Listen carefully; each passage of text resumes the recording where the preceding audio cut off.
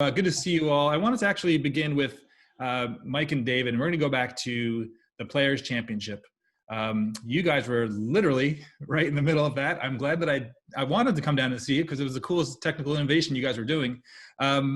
Walk us through what happened there. Let's go through what you were doing and what you accomplished on day one, which was the Every Shot Live, which was amazing. Who would like to start with discussing that project?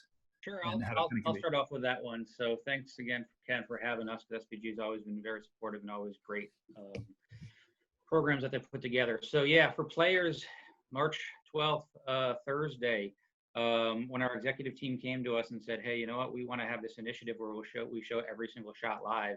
Obviously a huge initiative. So first round, 144 players, 48 groups, had over 100 cameras. And so what we ended up doing is we decided to follow every single group as if it was a featured group. So we had 48 groups. We had 48 live streams. With that, we had automated graphics. We had a trace on every single tee shot.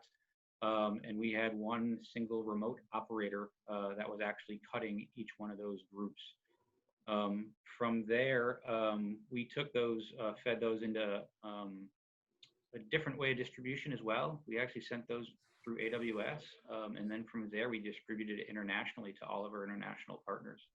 But one of the other cool things with doing that, besides the live streams, is we also took and fed that into our AI engine that flipped every single shot that occurred.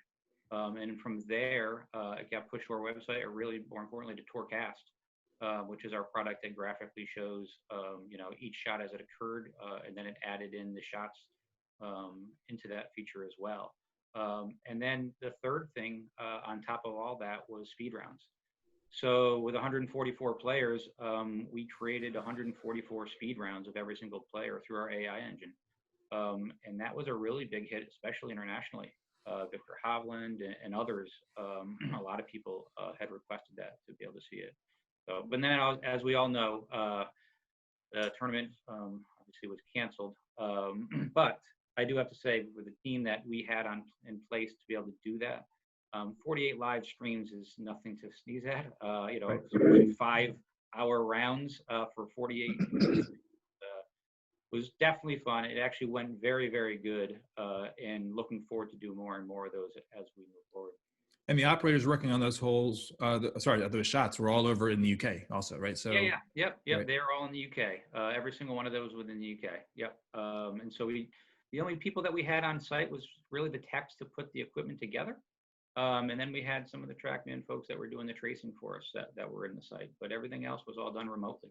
Right. And I guess that really was ironically a precursor for the workflows for everybody in the entire industry, because you were not moving back and forth full files. So it was really kind of proxies. They were just making editing decisions. Can you explain that process real quick as far as how that worked out?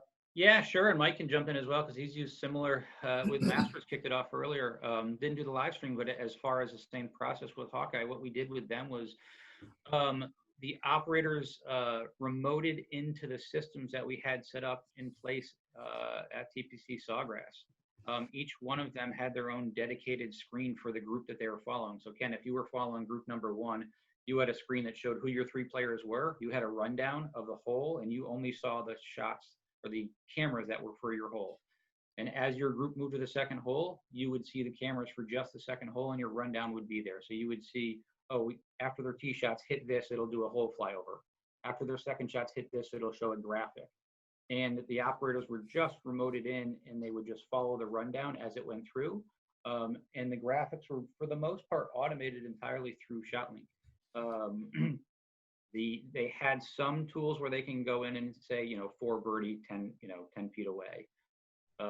But yeah, I think it really worked out well, having them, 1, remote in, but 2, being able to go hole by hole by hole with their group, so they knew who every player was. They only had to follow 3 players. And so they got used to who their player was by the end of the first hole, in case they needed to add a graphic of said player.